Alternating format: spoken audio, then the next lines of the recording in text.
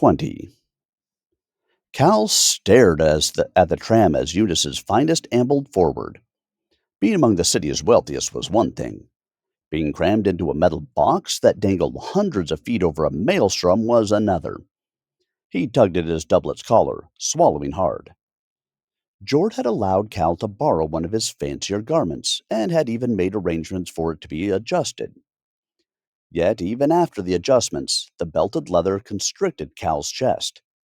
The dark blue fabric embroidered with traditional Yundis waves felt too soft, too foreign against his chest.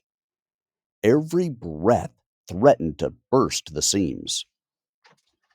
He'd argued that fabric tucks didn't matter, and caring about whether an outfit accentuated or not was a waste of time, to which Jord had replied with a series of eye rolls and posture lessons. Shay looped her arm through his and guided him forward, flashing her pretty lashes at a passing attendee. "Who's that?" Cal muttered. "No idea," Shay said through her teeth, grin intact. "Then what are you doing? You're drawing attention to us." "We're not skulking through some gang's hideout, Cal. Here, the way to move unseen is to be seen." "That doesn't make any sense." "Just wave, Cal." He obeyed, lifting a hand to a cluster of older women. They turned away to whisper behind gloved hands, derisive glances thrown back at him. "What are you doing?" Shay elbowed him. "You look like you want to kill those women." "I hate this," Cal seethed. Infiltration wasn't new to either of them. He played the part of a servant or personal guard with ease, but posing as a member of the social elite made his skin crawl. "Invitations, please." A pair of prefects, the two-tone hues of their armor polished to a mesmerizing shimmer, barred their path. Beyond them, the tram, with a similarly nautical design running up and down its sides, hung suspended from a track bridging the inner ring to the citadel. Cal spotted two other tracks in the distance, one connecting to the wharf district, near Jord's now ruined warehouse, and another to the bay district. Though some unknown piece of technology dampened the maelstrom's roar, its ferocity vibrated through Cal's boots. The prefect cleared his throat and thrust his hand closer. "Sir?" Shay nudged Cal, then slid her hand inside his doublet. Cal's skin tingled as her fingers brushed his chest. He told himself it was just her brand activating, just the gift being pulled in, nothing more. The thought did little to stop the heat creeping up his neck. "Here you go," Shay said, offering the invitations. "Sorry about him. One too many blows to the head." The prefect eyed Cal, then scrutinized the gift-altered papers. Shay clung to Cal's arm, hiding her pulsing brand. "Lord and Lady Ovorn, welcome to the—" The prefect trailed off, bringing the invitation closer to his face, his brow deepening as he studied it. "Problem?" Cal ignored the pinch of Shay's nails in his arm. "What is your patronage in the city, Lord Ovorn?" "Mercenary work." Cal's curt reply garnered whispers from the queue behind him. "We provide caravan guards," Shay chimed in, batting her lashes. "I don't think I've ever heard of the Ovorn family." "We're new to the city," Cal said. He glared at the prefect. He might not be able to charm his way in, but at least his impatience wasn't a ruse. "We're trying to make a name for ourselves, although I fear the competition might be a bit too fierce. Reginald here hasn't the temperament for failure. This gala might be our last chance to engage in a bit of meet and greet." Shay traced Cal's chest with her free hand, pouting. The prefect ran his gaze up and down Cal once more, glared at him for an uncomfortable few seconds, until the indignation of being forced to stand still for too long became too much for someone in the crowd. What's the hold up? Let them on the bloody tram. I swear these prefects. The words dipped into a mumble. With a grunt, the prefect handed the invitations back to Cal. Apologies, Lord Ovorn. Suspicious happenings within the city. Can't be too careful. Oh, it's no bother at all. Right, darling? Shay trilled. Right, Cal said slowly. With Shay in tow, he stepped onto the tram, suppressing a shudder as the floor trembled, and found a seat as soon as possible. Still scared of heights? Shay teased. Shut it. He glared out the window. He tensed as the tram lurched forward a few moments later, digging his fingers into the armrest of the plush seat. Around them, the elite had already forgotten the scene outside, though Cal doubted they'd stopped gossiping about it for weeks. Shay's stare pulled his attention. What? You know, you really do look handsome in that. You should ask Jord for a few more. Not happening. Cal shook his head. What was that back there? Not anything you haven't seen me do before. Bit of pouting, bit of flashing my ever so defenseless lashes. Works every time. I meant with the invitation. Why did he ask questions? He was pushing, he knew that. There was something Shay didn't want to discuss, but he needed to know if there was a problem. Her smile faltered. It's nothing. He held her gaze. Are you all right? She chuckled, turning to look out the window. Feels weird. You actually asking me. Actually caring. I always care, Cal said. I know you do. Just weird to see. Something wrong with your gift? He pushed again. I don't know. It feels different. Different how? I don't know how to explain it to you, Cal. It's just not the same? Tighter, maybe. It's hard to describe to someone who's. She stopped herself, looked at Cal. Hollowborn? Cal finished, his voice flat. You know I don't mean it like that.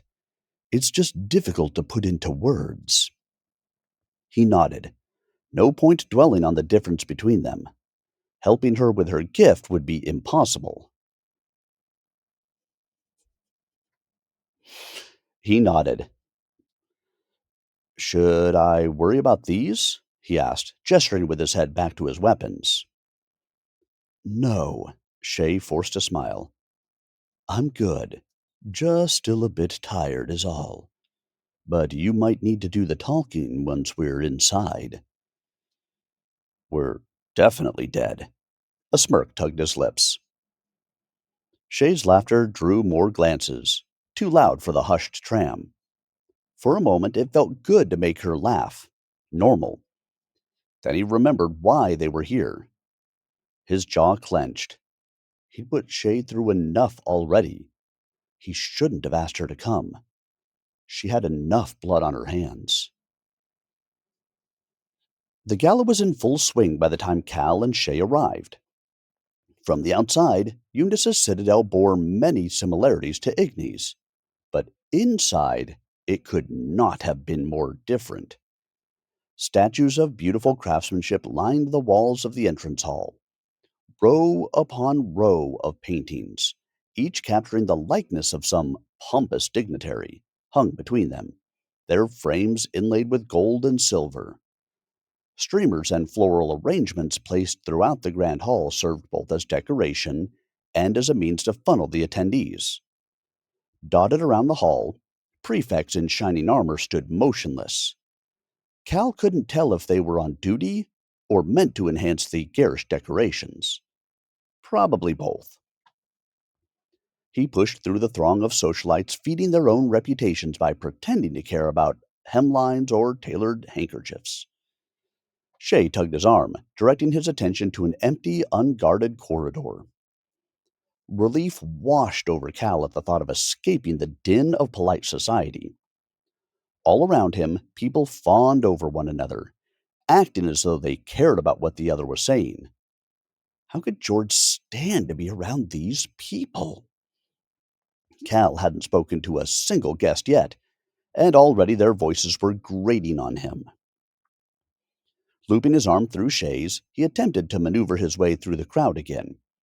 An older couple blocked their path, the man standing firm despite his age. Cal debated shoving harder, but stopped himself. Too much attention.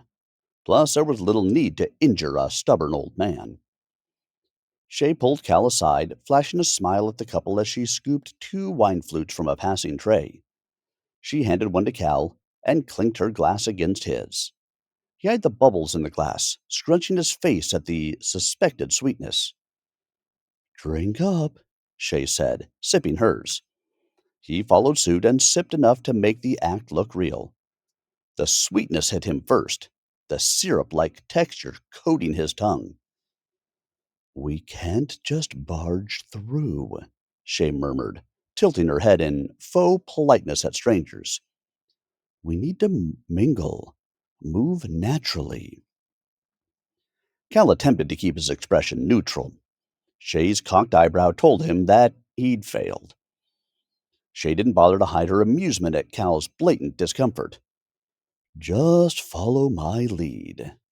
She threw back the remainder of her drink, and then plucked several small pieces of food from a tray, mimicking the reactions of the women around them. Cal shook his head each time a servant offered food. The portions were too small, pointless. The other guests didn't share his view. They seemed content to consume these minuscule scraps while maintaining an air of being better than everyone else. Not going to try anything? Shay asked as she popped a biscuit layered with cheese and cured ham into her mouth. It's not bad, she added, swallowing her food without so much as chewing. Seems pointless, Cal replied. It'll just end up making me hungrier. It's not about getting full, Cal. It's about being seen. Again, she waved at someone, at no one. Lucky for us, more eyes are on me than you. Guess not all illusions require gift. He nodded and gave an awkward smile to a small group watching Shay. Now you're getting it. A smooth voice cut through the chatter around them. Would you look at that, Darla? It appears my coming here wasn't a complete waste of time after all. Cal whipped his head to the side, his scowl returning as Dredge, draped in finery and a smile, sauntered toward them. Darla stood at his side, her ball gown doing nothing to soften her imposing frame. Cal grabbed Shay's wrist as she lunged forward. She twisted free and kept her glare locked on Dredge.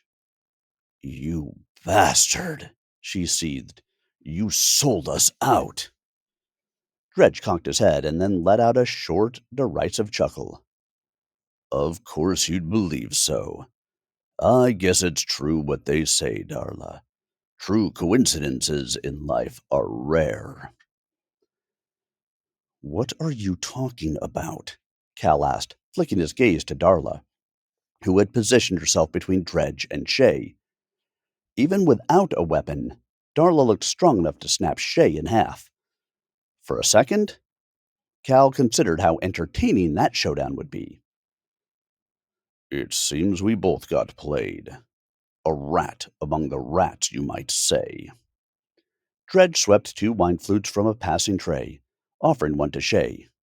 When she refused, Dredge shrugged and downed the contents of the first glass. Prefect flooded my domain not long after your departure. Rather a shame, too. I was quite fond of that location. Why should we believe you? Shay's voice was icy, but her posture loosened. Do I give off the impression that I'm trying to convince you? Believe me or not, it matters little to me. Why come here if your hideout was raided? Cal asked. A prime location it may have been, but that hideout was just one of many. A man in my position diversifies, you see. Dredge gestured to the gala. And diversification comes in many forms. He sipped his second wine flute while handing the empty one to Darla, who shoved it into the chest of a passing server. Now, you know why I am here. But why are you here? And more importantly, how are you here? He directed his question more to Cal than to Shay. That's got nothing to do with you, Shay snapped. But I disagree, Miss Shay. You two would not have come if not to engage in some form of rebellion, and such misguided attempts could threaten the lives of those here. Most importantly, my own. Misguided? Shay's voice dropped. Dredge smirked, either ignoring or not recognizing the threat in Shay's response. If your hideout fell, then any survivors would need to vacate the city. Survivors that would surely be hunted down unless some sort of distraction could be caused. Enter Miss Shay, and the. He paused mid thought, tapping his chin. Are you here to fulfill your namesake, Chainbreaker? Cal stayed silent. Dredge wasn't the type to act without gain. Whether he was being truthful about his hideout or not, his presence complicated things. Outing Cal and Shay to the nearest prefect would be easy for him, beneficial even. So why hadn't he? No, Dredge continued, studying Cal. You don't remember how you did it before. You said so yourself. What then? What valuable thing here could be worth sacrificing your lives for? He paused again, looking between Cal and Shay, his lips parting slightly. Oh, I see. It's not a thing, is it? It's a who. Darla tensed, flexing the muscles in her shoulders as Cal stepped forward, his hand drifting toward his concealed blade. Dredge tapped the side of his cheek, deep in thought. Yes, that could work for the both of us. He recomposed himself, straightened his long blue jacket, and pressed a hand into Darla's shoulder. Come, Darla, let us mingle before the real festivities kick off. He bowed low to Shay, nodded to Cal. Good luck. Cal watched Dredge latch himself onto another group, his chameleon-like charm almost impressive. Almost. After a few seconds, Shay tugged Cal closer to the unguarded corridor. Judgmental gazes followed them. Their conversation with Dredge had drawn too much attention. As they slipped into the corridor, Cal swore to himself that he'd never complain about a slum district again. Do you think he'll sell us out?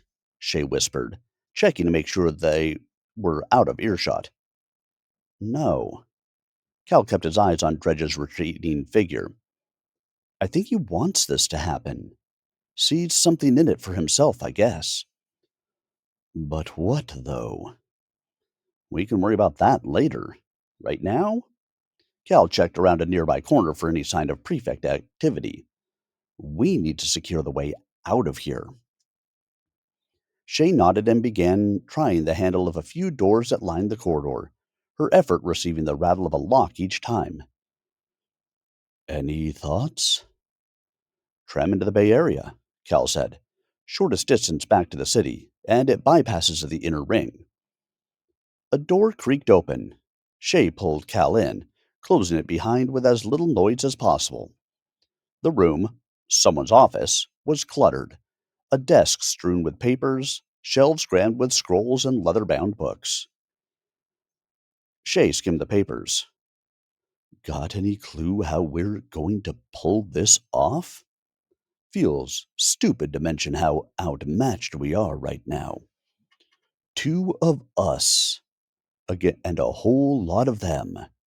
And it figures a matriarch would be potent, right? No regular gift user gets that kind of special treatment. Right, Cal paced, eyeing the bric-a-brac that adorned the desk. The golden letter openers, the seat of dark oak with lavish red upholstery. More wealth in this room than he'd seen in a lifetime. More reminders that he belonged to this world even less than his regular one. He stopped mid-step, laughing. Care to let me in on the joke? Shay asked. Cal stood straight, his borrowed doublet straining against his chest. How about we start our grand distraction with a slightly smaller one? Shay's puzzled look shifted into one of recognition. Be too seen? Exactly, Cal said. I cause a scene outside, commit some kind of social indecency or another. Not too difficult for you, Shay winked. And while everyone has their attention on me, you can slip into whatever the matriarch is hiding and take her out. It could work, but first we need to find out where the matriarch is. Good point. Maybe there's something in here that'll. A loud banging interrupted them. Is somebody in there? Party guests are not allowed in the restricted areas. A prefect's voice barked through the door. Open up now. As the prefect entered the room, his hand on the pommel of his sheathed sword, Shay collapsed into Cal's arms. She leaned her weight against him, her arms swaying loosely at her side. This area is off limits. What are you doing here? Shay tilted her head toward the guard and let out a slurred chuckle. Oh, he was just finding a private spot for a bit. It's been too long since I had a strong hand on me.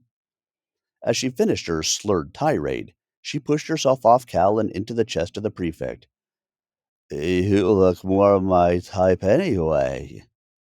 The prefect recoiled, grabbing her arm. I don't think so. Both of you, out! Now! Shay giggled as she pulled herself free of the prefect's grasp. If neither of you want me, I'm sure I could find another man to entertain me. Or maybe a woman. She turned and stumbled out of the door, falling to the floor in a less than graceful slump.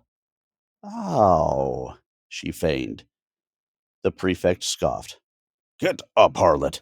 I've no patience for. Cal locked an arm around the prefect's throat and pulled tight.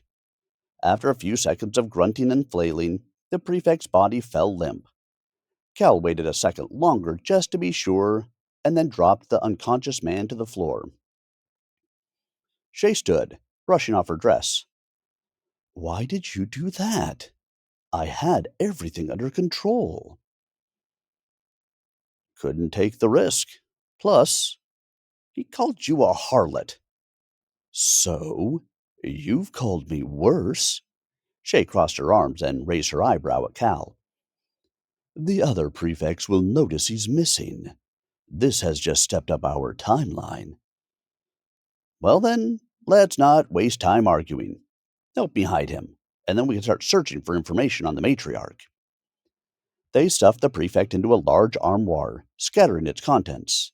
Then, a voice boomed from the direction of the grand hall. A voice Cal could never forget. A voice that made the hairs on the back of his neck stand on end.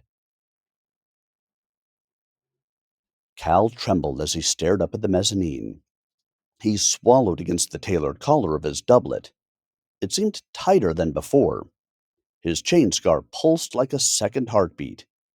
Shay dug her fingers into his arm, the only person not gazing up. Around them, the crowd beamed at the man addressing them, lapping up his honeyed lies. To Cal, this man's words were muffled. It didn't matter. Everything that snake said was a performance, a leash to keep people docile. The longer Cal stared, the more intense his chain scar burned. Pins and needles crawled up his forearm. His vision blurred at the edges, tunneling until only the man remained, the Lord Inquisitor. Behind him, dressed in a white gown stitched with golden runes and wearing her typical mask, stood the matriarch. Cal had never seen her in person, and now that he had, he wasn't impressed. For the so-called mother of Udens, she looked small, shoulders hunched, hands clasped together. Just another puppet, another lie. The people deserved better than her. Shay tugged his arm, pulling him close. "We need to go," she whispered. Cal tilted his head, eyes still locked on the matriarch. Anger simmered in his chest, duller than the inferno the Lord Inquisitor stoked. What about her? We wait until he's gone. Then we make our move. Shay's grip tightened. Cal jerked his head toward her, nostrils flaring. "Cal," she pleaded, cupping his face.